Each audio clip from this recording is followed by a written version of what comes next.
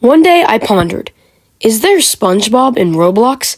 Today, I'm going to figure out which Spongebob game on Roblox is the best. Now, I'm going to go over the rules. Number 1, each game must be from a different type of Roblox game. Number 2, each game will be judged by the same 3 categories. 1, how much Spongebob is in it. 2, how much fun it was to play.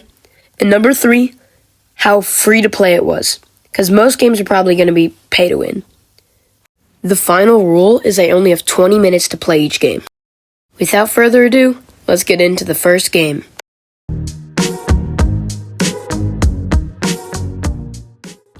This one was pretty much a copy of Steal a Brainrot, but with SpongeBob characters.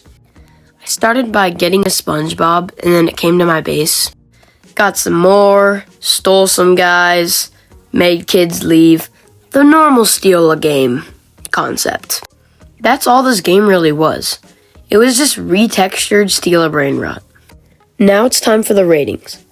For SpongeBobiness, I feel like there wasn't much other than the already made models and the little set they have, so I'm going to give it a 6 out of 10. For fun, it was pretty fun, but the idea was kind of ripped off from Steal a Brainrot. So I'm going to give this also a 6 out of 10.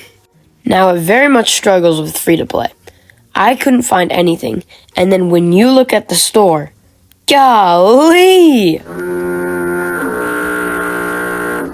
For this, plus all the stuff being from Steal a Brainrot, I'm going to give the free-to-play score a 2. All of these scores combined make it a 14 out of 30 game. Not a strong start. There's 3 things you need to know about this game. It's pretty much a 1-to-1 ripoff of the Pet Simulator games. It's also very, and I say very, pay to win. So you can pretty much buy anything in this game. And the third thing is that it goes on literally forever. Why is there 76 areas in this game? Somebody please tell me, who would play this? For the ratings, for SpongeBobiness, surprisingly, it has a lot of stuff from the show and is pretty accurate. So I'm going to give it an 8 out of 10. Now, the fun is where it starts to dwindle. It's very repetitive and there's not much added each area. So I'm going to give it a 3 out of 10. Like I said before, this game is very pay to win. So for that, I'm going to give the free to pay score a 1. This means the final score is 12 out of 30, putting it in second place.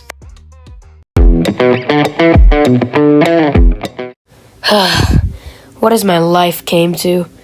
Anyways, this game is interesting to say the least. It's just an obby, but most of it doesn't work, and it's very cursed. First of all, I do not recommend playing this game. Anyways, let's get to the rating. In the terms of SpongeBobiness, there's not much here. Pretty much only the characters, like Mr. Krabs, Plankton, and SpongeBob. Other than that, there's nothing. So I'm going to give the SpongeBobiness a 3 out of 10. This game is so brain rot. Then is the fun. It is not fun at all, bro. This game is... oh my gosh. This game is just... yeah.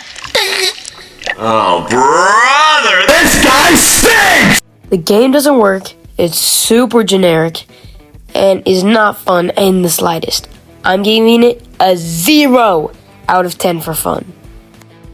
Now you might think, oh, it's an obby. There's probably going to be 0 pay to win and it's going to be a 10. You would be so wrong. If you can see, most of the screen is covered by Robux offers that you have to pay for. And they're not even cheap. They're like, each one is $2. What is this? I'm giving it a 4 out of 10 for free-to-playness. This piece of slop gets 7 out of 10 as its final score. Please don't play it. Not even gonna lie, this one was fire! It was a very simple gimmick. All you had to do was run around, find guns on the floor, and try to kill people. Very simple. But it was surprisingly actually fun. The one part where this game struggles is Spongebobiness, because other than the map being Bikini Bottom, there's pretty much no other SpongeBob things, which is sad because it's very good. So I'm going to have to give it a 3 out of 10 for Spongebobiness. This game was so fun. It's very hard to describe because it looks very simple. But once you get into the grind, it starts getting more and more fun because you can find different guns everywhere. You can get different things. This, I'm going to give a 9 out of 10 for fun. Because after a while, it could get very, very, very stale and maybe not interesting. But it was very fun playing. I played it for like 30 minutes. It was also very free to play because there was only 3 game passes / things you could get. And they were both relatively cheap, being 10 to 8 Robux. So I give this an 8 out of 10 for free to play.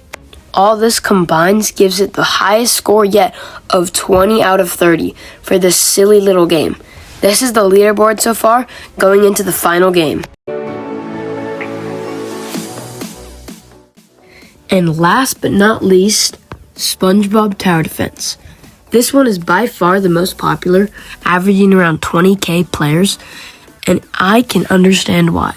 It's very fun, even though it's very, very easy. It is a really fun, simple tower defense game, and yeah, that's about it. For the amount of stuff it has related to SpongeBob, there's actually a lot. Most of the characters are towers, and then there's also a bunch of maps with different places from SpongeBob. For these reasons, I'm giving the amount of SpongeBob a 8 out of 10. For fun, I'd also give a good score because it's very fun as my first couple of rounds, and there's a bunch of troops that I could have unlocked if I were to play it longer. So I feel like it'd be fun early game and late game. So I'm giving this a 7 out of 10. Now, free to play is where it starts to go downhill for this game. It's really good at making free to play also fun, but there is some insane pay to win options. So for this, I'm going to have to give it a 3 out of 10. This brings the final score to 18 out of 30, which means that this got second. This is the list of the best SpongeBob Roblox games. If you liked it, put a like down below, and thanks for watching.